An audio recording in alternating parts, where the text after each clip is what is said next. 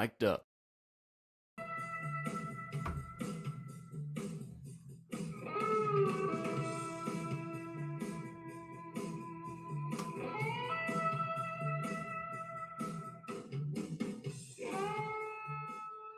Welcome to Yankees Coast to Coast. And we've had a change, as you can see. Adam Schneider is on assignment. What type of assignment is a secret. But he is on assignment, won't be joining us tonight, but we will have a special show on Friday the 25th at 9 p.m. Eastern, 6 Pacific, where we will discuss Yankees needs as well as the trades that we think they should and shouldn't make, what players should be coming, what players should be going. But today we're going to go with what we thought we were going to do earlier this week, which is our grading of the Yankee pitching staff. So in reality, the Yankee pitching staff has not been bad this season. There was a stretch of games where they were carrying the team and then the offense stunk. And then there was a series of games where they had a big losing streak and the offense was carrying them and the pitching stunk. Considering where the Yankees were at the beginning of the year, they are without Garrett Cole, who was supposed to be their number one. And they're without Luis Gil, which was likely to be their number 3 or the number 4. And they're also now without Clark Schmidt, who is likely to be their number 4 or their number 5. So from a starting pitching perspective, there's a lot to say, but there's not a lot to complain about, to be honest with you. Max Fried has been amazing. Yes, his last couple of starts before the All-Star break and his start after the All-Star break weren't exactly his best. But you can't really argue with the fact that the guy has thrown 22, he's been on the mound 23 times, 21 times for 127 innings. He's only allowed 102 hits. He's got a whip just over 1. His ERA plus is among the best in all of baseball. And his strikeout to walk ratio is 3.87, and he was named an all-star. You really can't talk about Max Fried without giving him an A, especially since he wasn't supposed to be the stopper, and he has stepped up and done that. There's not much more to say about him. The second guy I want to talk about is obviously Carlos Rodon, who was supposed to be the number 2 or 3 starter this year. And in reality, he has pitched a lot like a number 1, except for a couple of starts. He's averaging almost 6 innings a start, which is way up from what he was. He hasn't missed a start again this year. He's up to 124 innings and change. He's only allowed 85 hits. His strikeout per 9 is at 10. And quite frankly, he's actually cut down on his walks more recently. And that was a big problem for him. He has been throwing too many pitches, and that's what's been stopping him from being a 6-inning pitcher or a 7-inning pitcher. He is going out there and throwing over 100 pitches almost every start now. And you got to like the way that he's been pitching. I mean, there's a couple of hiccups, and there was obviously a string of starts where he was throwing too many balls and is not trusting his stuff. And you're going to have to say, but for that, he's an A-. So you got Fried as an A and Rodon as an A-. And if you have those two guys at the top of your rotation, you're in really good shape. The problem with the Yankees is that they don't have their 3 and 4 guys or their 1 and 4 guys in Cole and your friend and mine, Luis Gil. God knows when Luis Gil is coming back. I mean, he was supposed to be back in June, then July. Allegedly now he's going to do one more rehab start. They just moved him around again so that he can get his 1 start in, and he should be back early in August. We shall see, and we shall see what he does. We talked about that before the season, Adam and I, and we both said every time he has a jump in innings, which he had last year and he had 2 years ago, the season afterward, he has a big injury issue. One time it was TJ surgery, and this time it's a lat, which is the same problem that Clark Schmidt had last year as well when he had to jump up in innings. And he came back okay, but then again, Clark Schmidt, who was really pitching well for the Yankees in his 14 starts, a couple of, again, where he threw too many balls, not enough strikes, I should say, just to keep it clean. But his whip was just over 1 as well. His strikeout rate was almost 8.5 per inning. His strikeout to walk ratio was 2.43. He really was pitching well in 14 starts. He had 78 innings, which is a little lower than you want, but he was looking and trending in the right direction. But now we won't see him until maybe August 2026 because he is out for the season with TJ. So we're not really going to grade Schmidt, but he was definitely trending towards a B plus. Other starters we're not going to grade. We're not going to grade Ryan Yarborough, and again, the Yankees being completely secretive with regard to what his status is. We don't even know if he's throwing rehabs, whatever he's doing. Luis Gil, we know he's supposed to come back in the beginning of August, and Marcus Stroman, who we're not going to grade, had a bad start at the start of the season, got hurt, sat down, had a bad start when he came back.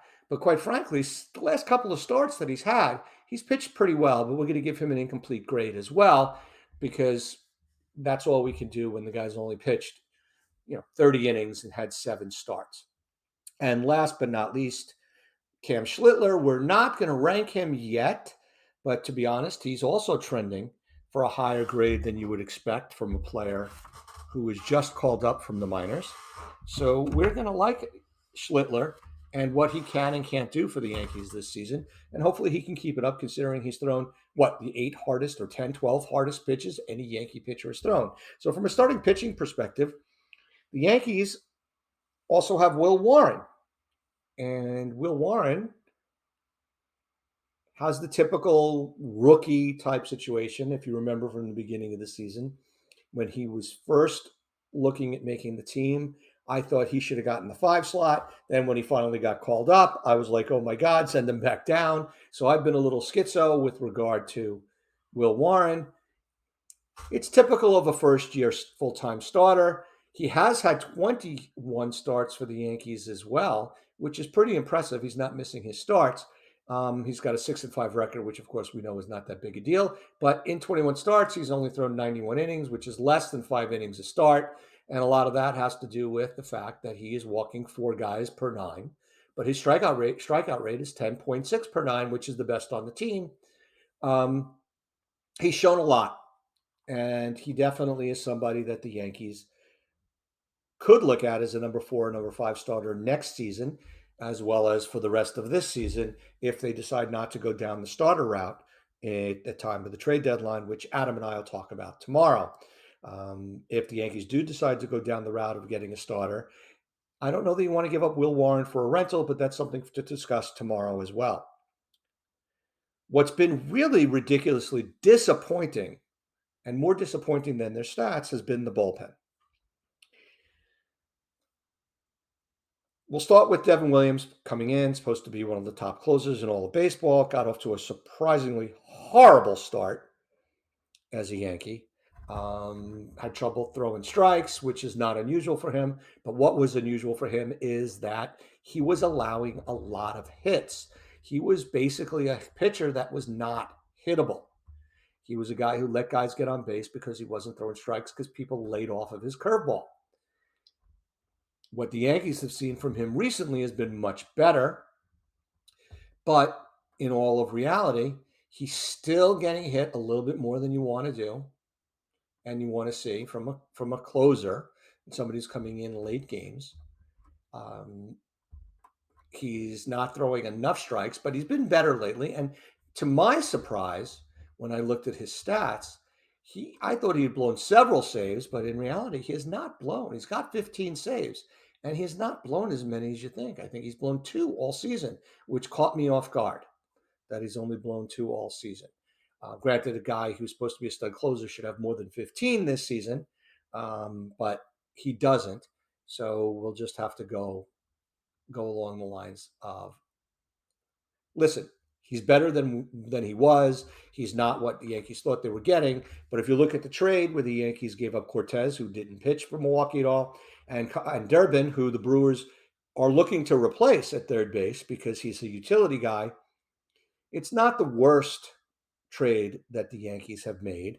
They've got a useful player out of Devin Williams, but we shall see what comes of Caleb when he is on a team on a regular basis. Could he be the Yankee third baseman and potentially leadoff hitter? Yeah, he could have been, but I think they're better off with Williams this season than they are with Caleb Dubin if for the season this year. What he turns into remains to be seen, but I don't think we're looking at a Fred McGriff for Dale Murray type trade with regard to the Devin Williams acquisition. From March to April, he had 4 ridiculously awful outings out of 12. And in those 4 outings, he allowed 12 runs. And then in May, he had 12 outings where he had 2 bad outings. In June, he had 10 outings where he had 1 bad outing, where he only allowed 1 outing at all that he allowed a run. And in July, he's been better, but he seems to be reverting back to that May where he is when he's bad, he's really bad because he allowed consecutive games where he allowed runs when the Yankees needed him not to allow runs. So he's sort of was trending up, but I think he's, pretty much flat. He's in the CC plus neighborhood as far as his grade. But he is a disappointment overall from what the expectations were. Another guy who's a little disappointing, but not overly disappointing, is Luke Weaver.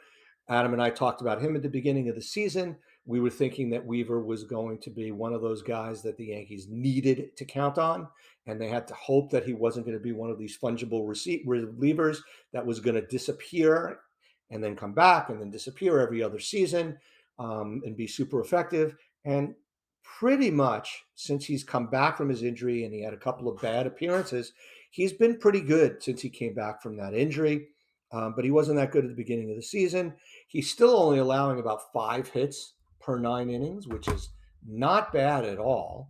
And his strikeout rate has been pretty good as well. It's at 9.2, which is with 9.5 last year. But his strikeout to walk ratio is at 3.45. So in essence, last year he was effectively wild because he had a lower strikeout to walk ratio, which means he walked more guys. But this year he's only walked 11 guys and he has struck out 38 in 37 innings. So we've got to look at Luke Weaver and understand he's having a decent season, but he's been up and down, not nearly as good as last year when he was a shocker coming onto the scene. But being that he had an injury and everything like that, we're going to give him a B minus C plus type grade. So he's at a 2.5 GPA for those of you who care about those types of things, and see what's happening from there. Then you get the next guy that the Yankees seem to be using in high leverage situations, and you got to hope they don't wear his butt out, is Tim Hill. He has been pitching very well in most instances. He's appeared in 46 games and thrown 46 innings, allowed only 34 hits. His whip is at 1, which is a good whip for a guy who allows a lot of contact because he only strikes out about 5 guys per 9 innings, and he only walks about 2.3 per 9 innings. So you got to like what Tim Hill has done this year. He's been much more effective, and considering that they got him for next to nothing, if not nothing, from the White Sox last season, he has been a pleasant addition to the Yankee bullpen for a guy who everybody thought at the beginning of his career he was going to be a lefty specialist. He seems to be able to get some right-handers out. He does struggle a little bit against right-handers compared to lefties, but Tim Hill has been one of the best bullpen pieces for the Yankees this year, and he's a B plus for sure, if not an A minus. So he goes up to a 3.5 GPA. We like Tim Hill, and he seems to just be able to handle the pressure extremely well. Another guy who's now on the injured list is a guy who's been up and down all season as far as his performance is Mark Leiter. He's got a strikeout ratio of 12.1 per 9 innings and a walk ratio of 3 per 9 innings, which is fantastic. But he's also got a hits per 9 ratio of 11 hits per 9 innings, which is not good for a relief pitcher, especially if it's not a guy that comes in only on clean innings. Leiter was a guy the Yankees are bringing in with guys on base, and you can't bring in a guy like that with guys on base if he's going to allow is going to have a whip at 1.5, which is much higher than Luke Weaver's at 0.8, higher than Hill's at 1, and even higher than Devin Williams at 1.1. And even Ian Hamilton's at 1.19, and we'll get to his grade a little bit later. But it is a whip at 1.5. It means you really can only use Leiter in clean innings, and that's not something you need from a guy who's not one of your 8th or 9th inning guys who you're going to count on to get you to the bottom and get you the win at the end. So he had a great start to the season where he only had one bad outing out of his first 16. And then he had two bad outings in May. And then before the injury in Cincinnati, he was awful for one inning. And since the injury, which may have something to do with him not being good, he had 6 outings and 4 of them were awful. But you got to give the guy credit, he's pitching with a broken leg. So while he's not been terrific, he has been up and down effective, and that really makes him average to slightly above average because his strikeout ratio is so high. So we're going to give Mark Leiter a C+, which is a 2.3. And Adam, he's an easier grader than I am when it comes to the pitchers. But the guy that the Yankees probably miss more that's on the injuries list is the guy that they got for Trevino, who's having a great year in Cincinnati. Don't get us wrong. But the Yankees have control over him, and that's Fernando Cruz. Cruz, even though he's age 35, is very early in his major league career. He's pitched 33 innings in 32 games.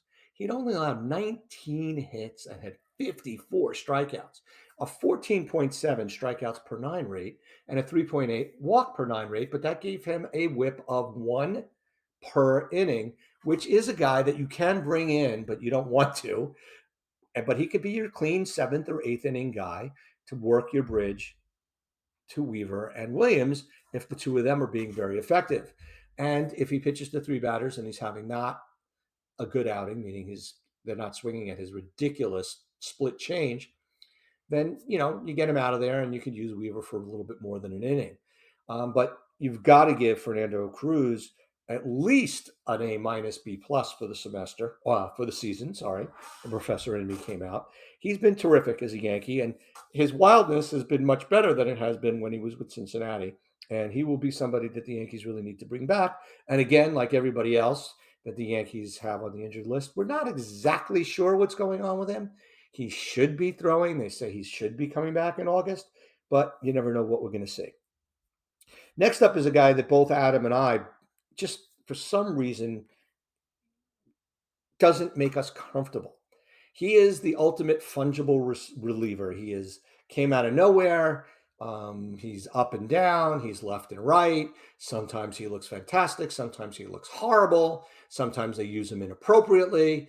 I don't know exactly what the Yankees tell him is his role, but he doesn't really seem to be sticking in a high leverage role. Um, when we get to Jonathan Loaizaga, we could talk about that. But he's in that role where he's a guy when you're losing 3-1 or 4-1 or 8-6 in the 5th inning. Or even 8-6 ahead in the 5th inning. He might be the guy you want to use there because he's not overly effective, but he's also not overly ineffective. He's pitched in 34 games and thrown 38 innings. He's only allowed 26 hits, but he's walked 20 guys, which makes his whip 1.19, which is basically 1.2. So what you want to do there is again, it's a guy allows 6 hits per 9. He doesn't allow a lot of long balls, which is what Weaver has allowed. 4.8 home runs. Weaver's allowed 1.4 per 9 innings. Tim Hill's 1. But, 0.9 home runs per 9 is not bad, but averaging about 5 walks per 9 is not good from your bullpen guy. And he certainly can't be a high leverage guy with that type of track record of not throwing strikes. So Hamilton gets a C as the ultimate average fungible receiver or reliever that the Yankees can have. Next up is the guy that the Yankees keep throwing out there. High leverage situations, and Boone keeps saying, we've got to get him going. The stuff is there. The command is not. Quite frankly, stop putting him out there in high leverage situations. And that's Jonathan Loaizaga. They gave him a good contract for a guy who didn't pitch at all last year. He's pitched 32 innings this season he's pitched 25 innings this year in 25 outings. He's allowed 29 hits. He's only struck out 23 batters. And what's even worse than that is the man has allowed 2.5 home runs for every 9 innings he pitches. So he's allowing more hits than he does innings, and he's allowing 2.5 home runs per 9, which is the highest on the team, except for two guys who barely pitched for the team this year in Clayton Beeter and the ever-present now New York Met Rico Garcia. And then, of course, the non-pitcher, Pablo Reyes. And the guy who should not be in the majors is not anymore, I don't believe. Jeff Hartlieb has also a bad home run ratio as well. Loizaga is definitely somebody who, even when he was healthy before his injury, seemed to not have the mentality to be a high leverage or certainly not a closer, even if he had the stuff to be a closer.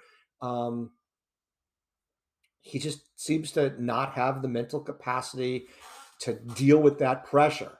He was very good as a seventh and eighth inning guy for the Yankees in 20, 21, and 22, and even 23 before he got hurt. But after this injury, he really has not been good. You can't have a whip of 1.4 and be a high leverage guy. Um, you can't have a 10.2 hits per nine and be a high leverage guy. And you certainly can't allow 2.5 home runs per nine and be a high leverage guy while only averaging 8 strikeouts. You want to have those types of numbers, you damn well better be a high strikeout reliever. And Loizaga has not been that. And yet Boone keeps throwing him out there. And that's really one of the reasons that Adam and I just are not very happy with the way Boone is running that bullpen. Other guys that we're not grading are De Los Santos, who the Yankees have used more effectively than he was used anywhere else. He's not a high leverage guy. We're not going to talk about Brett Hedrick. Not going to talk about Alan Winans.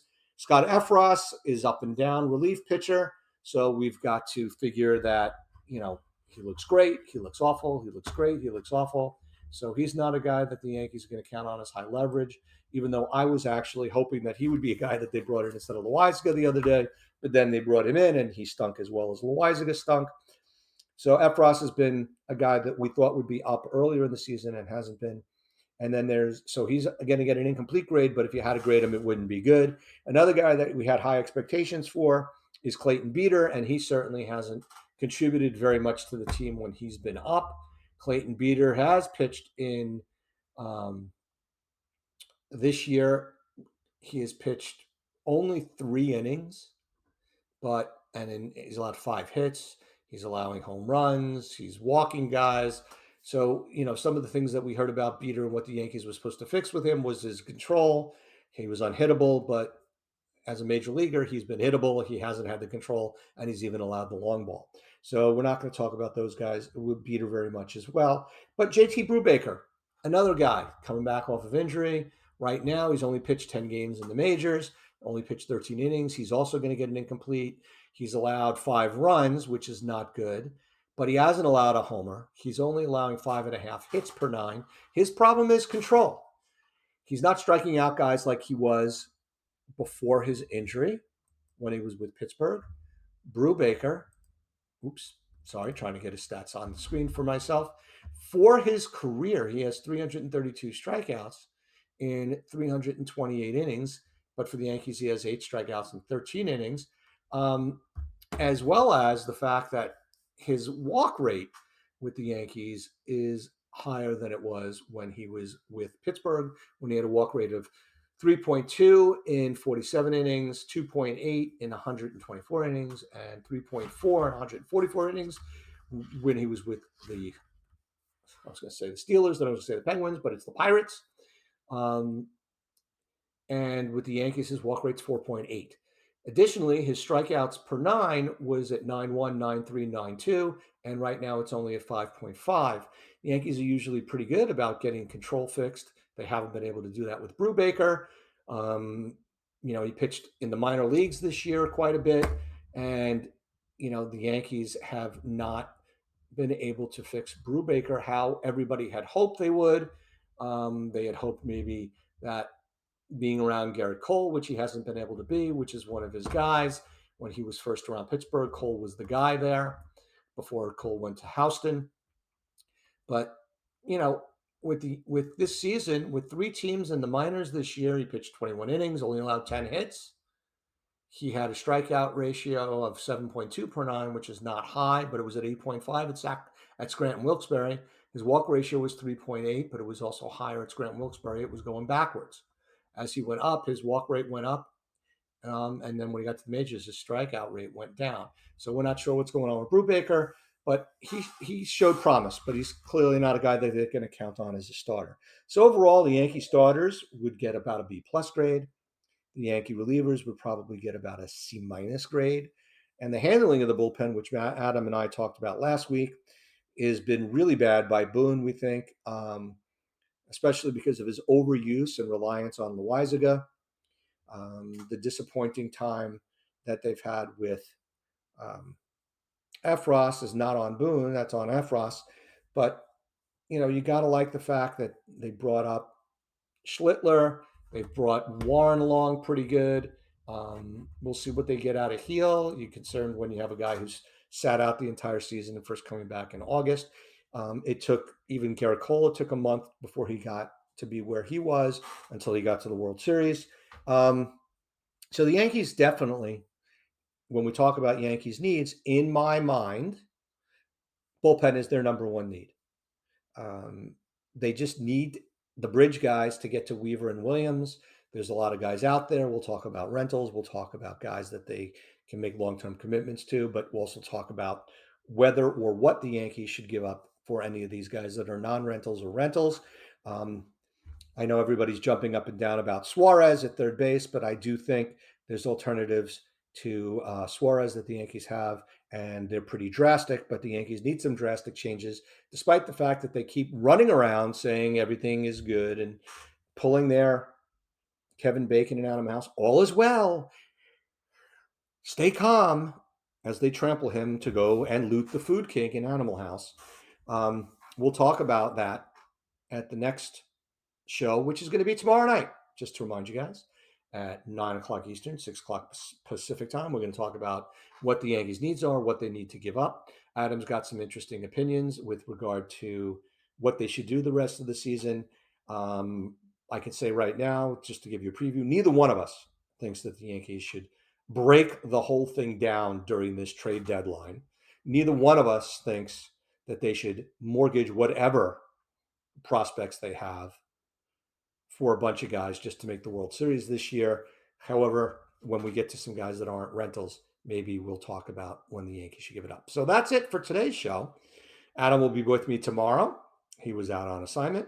And thanks for joining us. And again, if you want, you can see all of our videos since we've been on the air almost 20 months on our YouTube page at Yankees Coast to Coast or Coast to Coast Baseball. Thanks again, and see you soon.